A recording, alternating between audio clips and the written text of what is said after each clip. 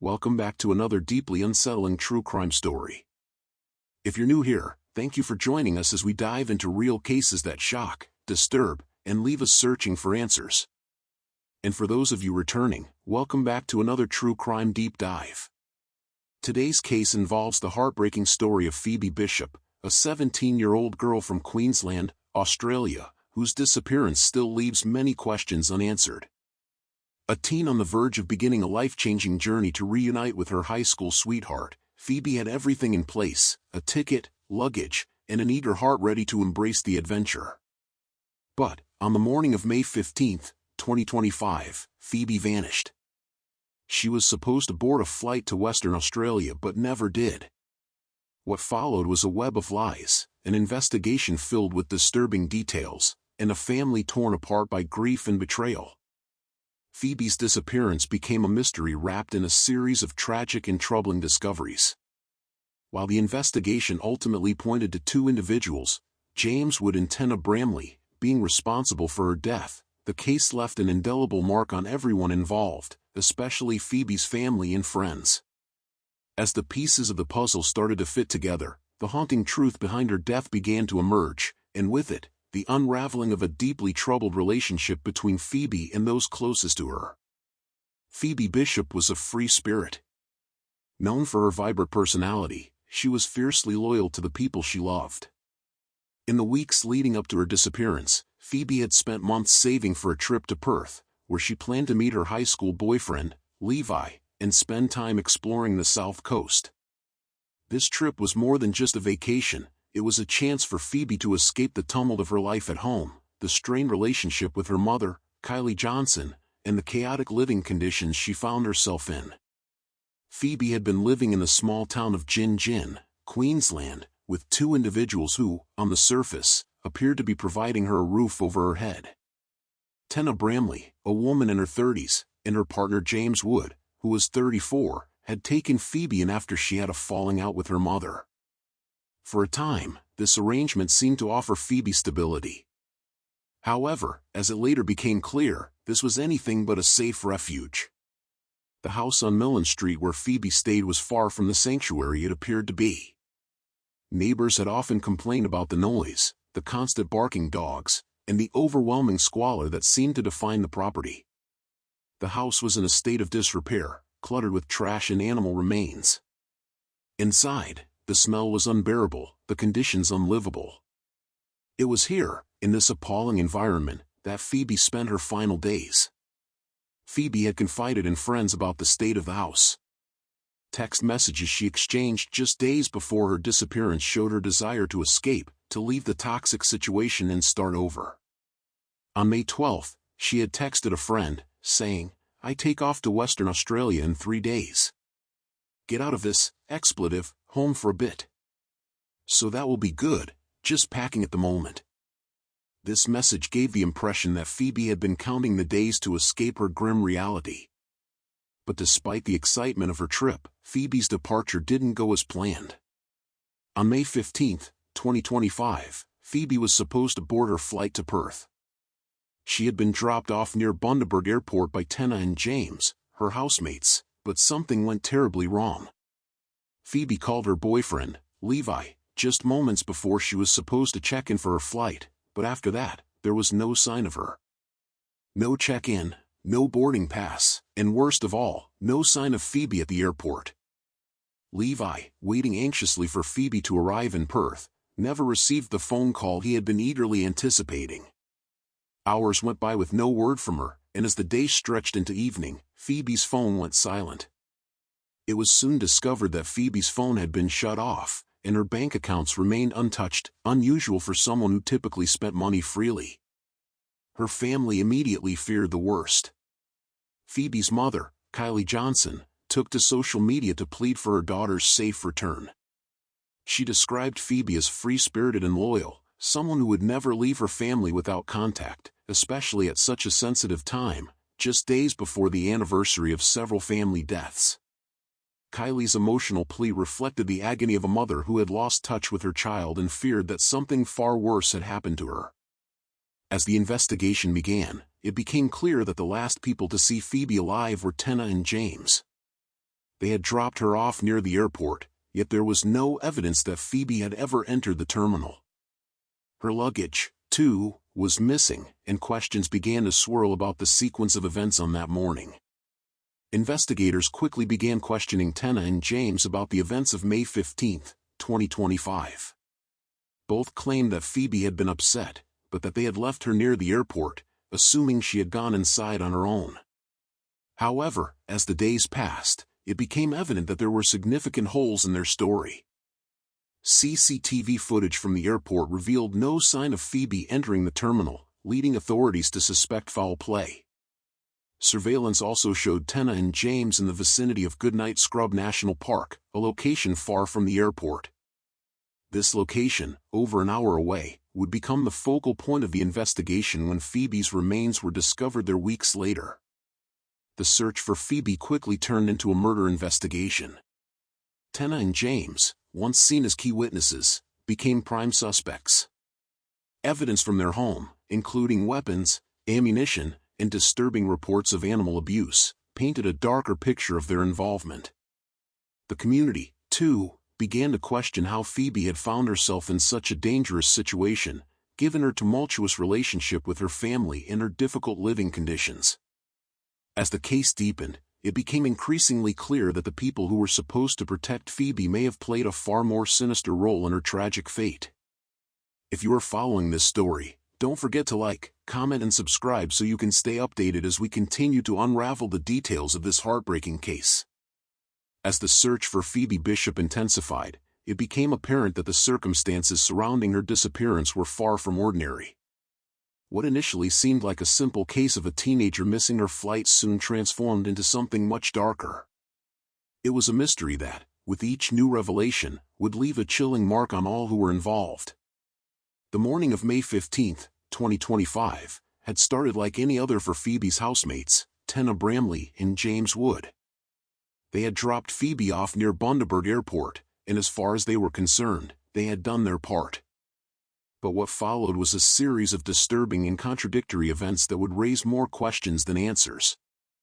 After dropping Phoebe off, Tena and James claimed they drove away, assuming Phoebe would check in for her flight.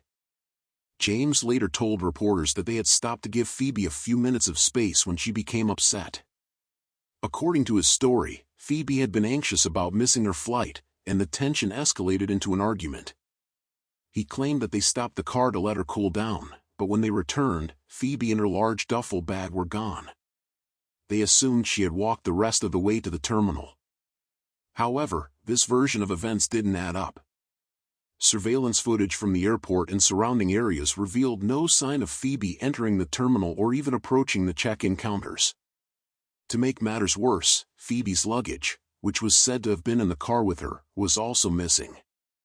There were no signs of her at the airport, and by the time Tena and James arrived, her absence was undeniable. Investigators began to probe deeper into Tena and James' statements, seeking inconsistencies. They found that the timeline they provided was flawed. The airport was about a 40-minute drive from their house, and James had claimed he went to a nearby store to buy energy drinks, returning by 8 a.m. However, it was unclear why, if Phoebe's flight was at 8:30 a.m., they had not left much earlier to avoid any issues. Additionally, there was no evidence to suggest Phoebe had been at the airport, yet the couple claimed she had been dropped off there. The investigators soon realized that the story Tena and James had given was starting to unravel. Their accounts raised more suspicion than answers. The house where Phoebe had been living with Tena and James was another point of concern.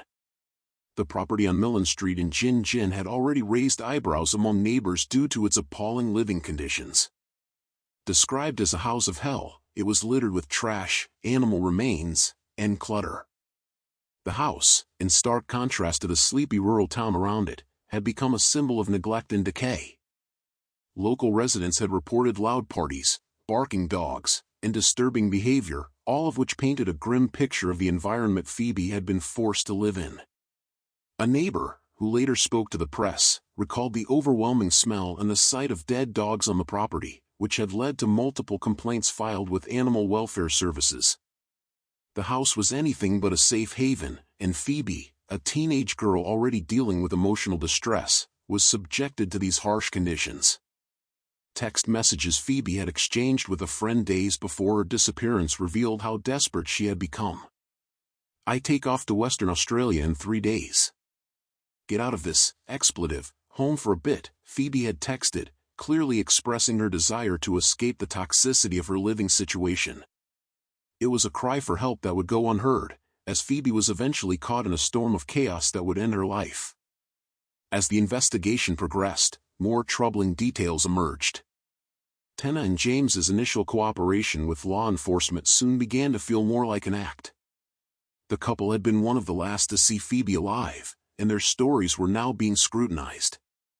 The discrepancies in their statements were too significant to ignore. When Phoebe's body was eventually discovered on June 6, 2025, police confirmed what had been feared for weeks: Phoebe had been murdered. The location of her remains, near Goodnight Scrub National Park, was a key piece of the puzzle. This area, far from the airport, seemed to indicate a deliberate attempt to hide Phoebe's body. Authorities now suspected that Phoebe had been killed before her remains were moved to the park. Tena and James were now the primary suspects, but the question remained, why? What had motivated them to kill a teenager they had taken in and were supposed to be caring for? The possibility of drugs being involved surfaced as a potential factor. The house on Millen Street had been described as a place full of neglect and substance abuse. Both Tena and James had criminal histories involving drug possession and weapons charges. Their troubled pasts raised red flags for investigators, who began to look deeper into their backgrounds. James, who had been involved in multiple interviews with police, continued to deny any wrongdoing. However, his actions, both during and after Phoebe's disappearance, were hard to ignore. He had been questioned multiple times, but each time, his answers were inconsistent.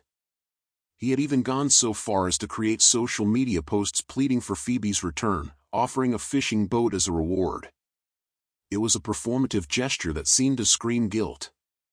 The motive for Phoebe's murder remained unclear. While money and jealousy were often suggested as possible reasons, it became evident that the relationship between Phoebe and her housemates was far from normal. James would have a strained history with Tena, which had only worsened in the months leading up to Phoebe's disappearance.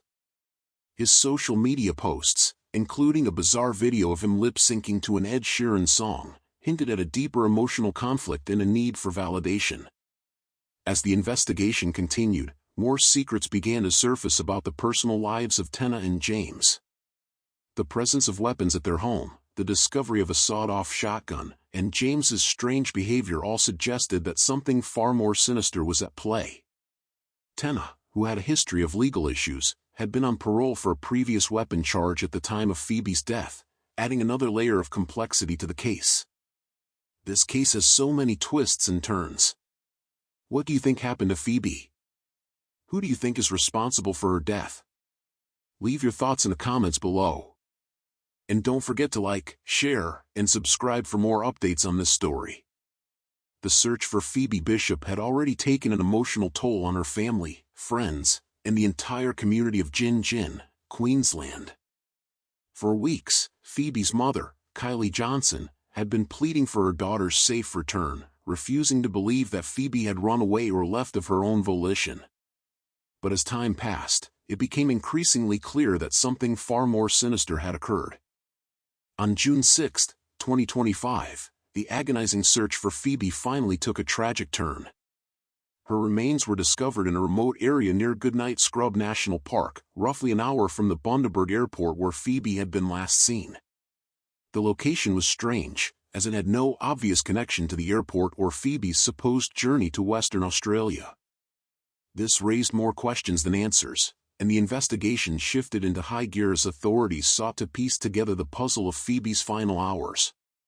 The discovery of Phoebe's remains was not just the end of the search, it was the beginning of a deeper and darker chapter in the case.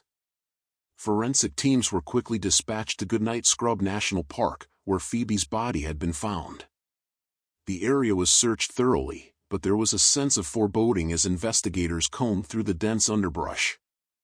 The location itself was curious. Goodnight Scrub was a secluded national park, far removed from the Bundaberg Airport or Phoebe's house on Millen Street. Phoebe's body had been carefully hidden in this remote area, suggesting that the killer or killers had gone to great lengths to conceal their crime. Investigators quickly realized that Phoebe's body had been moved after her death, further complicating the case. As investigators examined the scene, they discovered several items of potential interest that could shed light on Phoebe's final moments. These items were sent to forensic labs for testing, but details on their nature have not yet been released to the public. However, what was clear was that the manner in which Phoebe's body was disposed of suggested a deliberate effort to hide the truth. In addition to the physical evidence, the police had been piecing together critical information from digital sources. They pulled phone records, including the last call Phoebe made to her boyfriend, Levi, before her disappearance.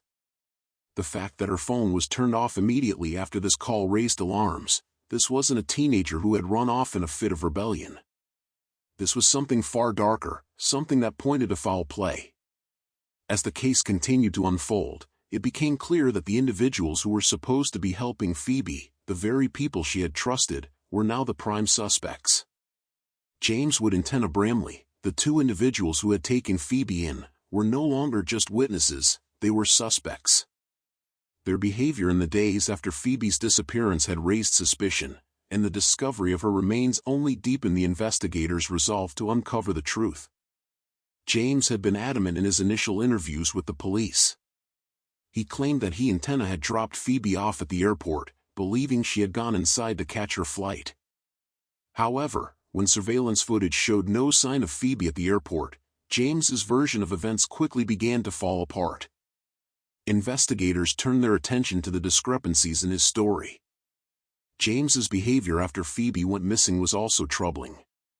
His social media posts, which included strange pleas for Phoebe's return and offers of rewards, seemed more like an attempt to draw attention to himself than a genuine effort to find Phoebe. One particularly bizarre video of James lip-syncing to an Ed Sheeran song went viral, leaving the public questioning his emotional state. Meanwhile, Tena, who had initially seemed cooperative, began to show signs of guilt. Police discovered that she had been living under troubling conditions herself, including a criminal history that involved illegal firearms. Tena's history of legal issues, combined with her odd behavior in the days leading up to Phoebe's disappearance, made her a prime suspect. As the investigation deepened, police uncovered yet another disturbing fact about Tena and James. Both had a history of possession and use of dangerous weapons. Tena had been pulled over earlier in the year, and during the traffic stop, police had found a sawed-off shotgun and a switchblade in her car. This discovery raised alarm bells, especially since a sawed-off shotgun was found in her vehicle again after Phoebe's disappearance. Weapons were not the only alarming findings. When police searched the house on Millen Street, they found not only more firearms but also significant amounts of ammunition. This discovery, coupled with the disturbing reports of animal abuse and neglect on the property, painted a disturbing picture of the household where Phoebe had spent her final days. What made the discovery of these weapons even more chilling was the fact that Tena and James's possession of them appeared to be tied to their behavior leading up to Phoebe's disappearance. The two had no qualms about breaking the law in the past, and now, it seemed, they had been using the same disregard for rules to conceal Phoebe's death. While investigators worked tirelessly to piece together the facts, Phoebe's family found themselves torn apart. As police focused on James and Tena, the Bishop family began to experience their own internal turmoil. Kylie Johnson, Phoebe's mother, had long been estranged from her daughter. The two had a strained relationship, which only seemed to worsen after Phoebe moved out of their home and into the care of Tena and James. Kylie's public pleas for her daughter's safe return were heart-wrenching, as she described Phoebe as wild and unpredictable but deeply loyal. However, in the days following Phoebe's disappearance, Kylie's social media posts became increasingly emotional. At one point, she wrote that she had always expected Phoebe to call her from some far-off place, saying, "Hey Mumsy, I'm in Amsterdam checking in." This post was a poignant reflection of the hope and love Kylie still held for Phoebe, despite their fractured relationship. But as the investigation dragged on, Kylie's own sister, Cass Johnson, made a series of public statements that further complicated the situation. Cass suggested that Kylie had not been involved in Phoebe's life as much as she should have been, raising questions about Phoebe's upbringing. These comments drew harsh criticism from Kylie, who defended herself by saying, "I am doing the best I can. You have no idea what it's like to be in my shoes." This public feud between sisters only served to add more complexity to the case. While investigators focused on the facts surrounding Phoebe's death, the family was left to navigate their grief, anger, and the fracturing of their relationships. The mystery of Phoebe Bishop's disappearance is filled with shocking revelations, but the truth is still being uncovered piece by piece. What do you think about the involvement of Tena and James in Phoebe's death? Could there be more to the story? Share your thoughts in the comments below, and don't forget to like, share, and subscribe to stay updated on this case as it unfolds. With the discovery of Phoebe Bishop's remains, the case took a significant turn, shifting from a missing person investigation to a potential murder investigation. The evidence was mounting against Tena Bramley and James Wood, and it was becoming increasingly clear that the two were involved in the 17-year-old's death. Yet, despite the undeniable suspicion, the truth of what happened that fateful day remained a mystery. The legal battle was about to begin, and as the investigation continued, so did the emotional turmoil within Phoebe's family. On June 6, 2025, the day Phoebe's remains were discovered, police made their move. James Wood and Tena Bramley, once considered mere witnesses, were arrested. Tena, in particular, had a history of legal troubles, and it quickly became evident that the couple had more than a few secrets. Both were charged in connection with Phoebe's death and the disturbing conditions under which she had lived. Tena, who had been living on parole for prior offenses involving illegal firearms, was no stranger to police scrutiny, but the charges now stacked against her were grave. James, too, had a questionable past, and his actions in the days following Phoebe's disappearance raised more than a few red flags. He had cooperated with the police at first, but as the weeks wore on, his statements became more inconsistent, and his behavior became more erratic. His social media posts, particularly the one where he offered a fishing boat as a reward for Phoebe's return, had struck many as performative, as though he were trying too hard to prove his innocence. The two were now facing serious charges, including murder and the interference with Phoebe's body.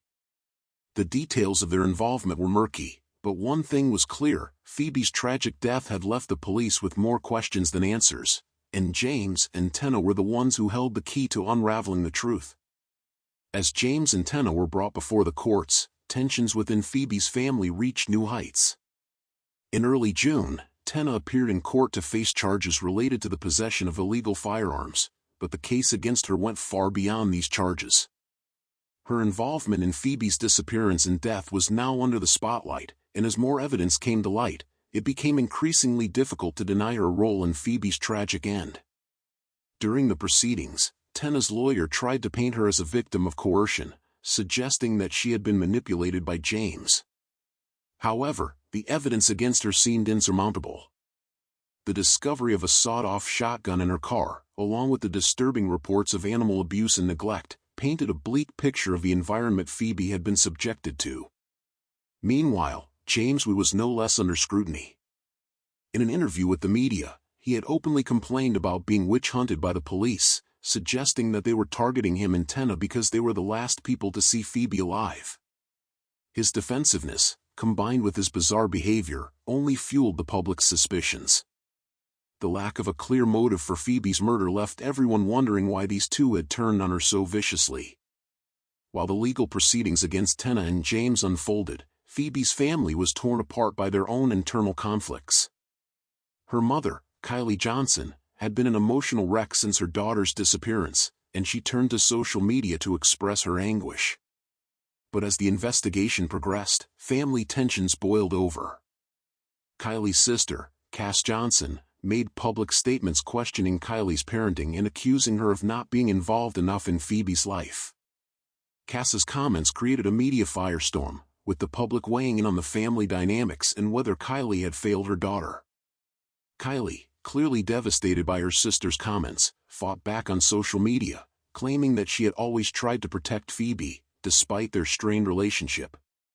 She defended herself fiercely, saying, "Blood doesn't make you family, showing up, being present, and unconditional love make you family." Kylie's heartfelt plea reflected her frustration with the online criticism and her own feelings of helplessness in the face of her daughter's tragic fate. Cass, however, continued to stir the pot. She revealed messages from Phoebe that seemed to suggest a tumultuous relationship with her mother. Phoebe had texted Cass, telling her that her mother had asked her to leave the house and that she was flying out of here to see her boyfriend. These revelations painted a picture of a fractured family, one that had failed to provide Phoebe with the emotional support she so desperately needed. It was clear that the dynamics within the Bishop family were complicated, and the pressure from the media and public was only adding to the already overwhelming grief. The divide between Kylie and Cass only served to highlight the painful reality that Phoebe had been caught in the crossfire of a broken family. As the investigation into Phoebe's death continued, one question remained at the forefront of everyone's mind: why was Phoebe killed? Was it the result of a random act of violence, or was there something more personal at play? The search for a motive grew more desperate as the days went on, with investigators exploring every possible lead. Theories about the involvement of drugs, money, and even jealousy began to circulate. The living conditions at Millen Street, combined with the history of substance abuse in the household, suggested that the residents may have been living in a chaotic, drug-fueled environment. Tena's history of illegal firearm possession and her volatile relationship with James raised further suspicions. Was Phoebe simply in the wrong place at the wrong time, or had she become a target for reasons that had yet to be revealed? At this point, investigators were still piecing together the full story. They had unearthed disturbing details about the weapons found in the house, including the discovery of a sawed-off shotgun that may have been used in Phoebe's murder. James Wood's behavior, including his strange social media posts and his inconsistencies in interviews, continued to add fuel to the fire. But the question of why Phoebe had been killed remained unanswered. As we continue to unravel the story of Phoebe Bishop, we want to hear your thoughts. Do you believe Tena and James were acting alone, or is there more to this case than meets the eye?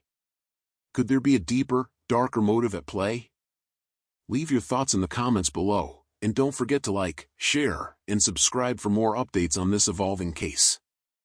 The arrest of Tena Bramley and James would mark the beginning of a new chapter in the pursuit of justice for Phoebe Bishop.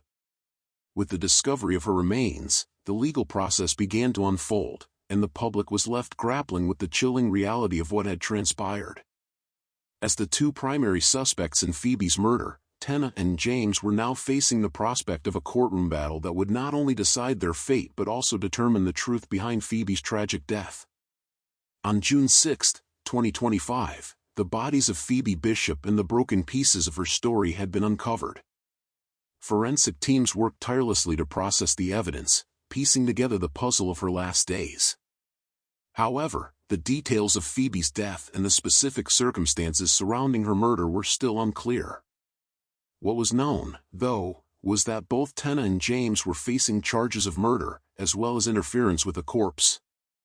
Tena Bramley, already known for her previous run-ins with the law, was under scrutiny for her involvement in Phoebe's death. It became evident that Tena had not only failed to protect Phoebe, but she had also contributed to the cover-up, hiding the evidence and preventing authorities from learning the truth.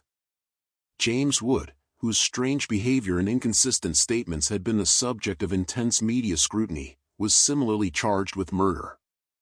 His involvement in Phoebe's last moments was critical, as he was one of the last people to see her alive. The lack of clear answers, coupled with his contradictory actions, only deepened the mystery. At the heart of this case lay a complicated and troubling relationship between Tena Bramley and James Wood. Their connection had been the subject of numerous questions, particularly given the age gap in their unorthodox living arrangement.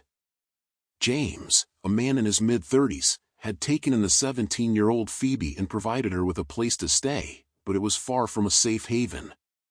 The details of their relationship became murkier as the investigation progressed. James had a history of questionable behavior, and his relationships with both Tena and Phoebe raised alarms. Why was Phoebe living with a much older man and woman?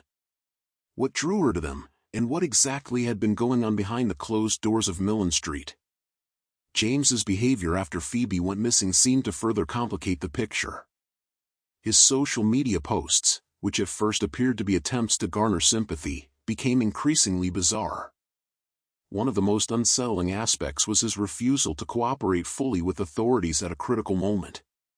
His claim that the police had unfairly targeted him because of his appearance, suggesting that he was being treated as a suspect solely because of his gender and age, did little to dispel suspicions about his involvement in Phoebe's death. Tena, on the other hand, was facing serious legal repercussions for her role in Phoebe's death and her actions in the aftermath. Her history of firearms possession and her violent tendencies raised doubts about her intentions. With multiple firearms found at her residence, including a sawed-off shotgun, Tena was far from an innocent bystander. The troubling discovery of these weapons only solidified her status as a prime suspect in Phoebe's murder. As the trial began, it was clear that Phoebe's family was grappling with its own internal struggles. Kylie Johnson, Phoebe's mother, had been the subject of public scrutiny for months. The media and the public had harshly criticized her, questioning her parenting and accusing her of being neglectful. But as more details emerged about Phoebe's complicated relationship with her mother, it became apparent that the situation was far more complex than the headlines suggested. Kylie, in her own public statements, had defended herself as a mother who had done the best she could for her daughter. Her response to the public's judgment was raw and heartfelt. "You can't tame Phoebe's spirit," she had written. "She was a wild gypsy, loyal to the core. She loved harder than anyone I've ever known." Kylie's words captured the essence of her daughter, a girl who had been full of hope and promise but was ultimately left to navigate the world on her own terms. Despite their strained relationship, Kylie made it clear that she had never given up on Phoebe. But the feud with her sister, Cass Johnson, only worsened the situation. Cass, who had publicly criticized Kylie's parenting, further exacerbated the rift. Cass's revelations about Phoebe's upbringing, suggesting that she had been moved from one home to another and had experienced a tumultuous childhood, added fuel to the fire. This personal conflict became a media spectacle, further complicating the already painful situation. Kylie's defense of herself and her parenting was met with mixed reactions, with some sympathizing with her, while others continued to criticize her. But what was undeniable was the heartbreak and agony she was enduring as she awaited justice for her daughter. The trial was not just a legal battle, it was a deeply personal struggle for Kylie and her family, one that would test their emotional endurance. As the legal process progressed, key witnesses began to come forward, shedding light on the events leading up to Phoebe's death. The testimonies from friends, neighbors, and former acquaintances of Tena and James painted a picture of a chaotic, dysfunctional household. Phoebe's former friend, who had been in contact with her in the weeks leading up to her disappearance, revealed that Phoebe had expressed a strong desire to leave her living situation and escape the toxic environment. The neighbors, too, had reported seeing Phoebe in distress, often looking unkempt and struggling with the instability of her life. One witness described how Phoebe would frequently come into the local grocery store, often without money and appearing desperate for food. The grocery store worker recalled how Phoebe seemed to have no support, and how, on one occasion, employees had to cover the cost of her groceries. The testimonies of these witnesses, combined with the damning evidence of firearms, animal abuse, and neglect at the Millen Street house, provided the prosecution with a powerful case against Tena and James. But despite the mounting evidence, the true motive behind Phoebe's murder remained elusive. Was it a tragic accident, a crime of passion, or was there something more sinister at play? What do you think was the motive behind Phoebe's murder? Do you think Tena and James were acting alone, or is there more to the story? Leave your thoughts in the comments below, and don't forget to like, share, and subscribe for more updates on the ongoing investigation and legal proceedings. The search for justice for Phoebe Bishop had reached its long-anticipated conclusion, but the process was far from straightforward. For months, the community of Jin, the Bishop family, and the public had been forced to grapple with the shocking details of Phoebe's disappearance, her tragic death, and the resulting legal battle. Now, as the trial of Tena, Bramley and James would reach its final stages, the questions that had haunted so many people were about to be answered. As the trial of Tena, Bramley and James drew to a close, the courtroom was filled with tense anticipation. For Phoebe's family, the emotional toll of the proceedings was nearly unbearable.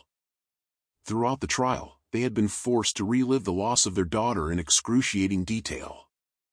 The evidence had been clear: Phoebe's life had been taken violently, and the individuals responsible were now sitting before the court, facing the weight of their actions. Witness testimonies had painted a grim picture of the events leading up to Phoebe's death. From the chaotic living conditions at Millen Street to the disturbing actions of Tena and James in the aftermath of her disappearance, the pieces of the puzzle were coming together. Forensic evidence, including the recovery of Phoebe's remains, had further solidified the case against the accused. Yet, despite the overwhelming evidence, the defense teams for Tena and James continued to argue their innocence, insisting that the details presented by the prosecution were incomplete or distorted.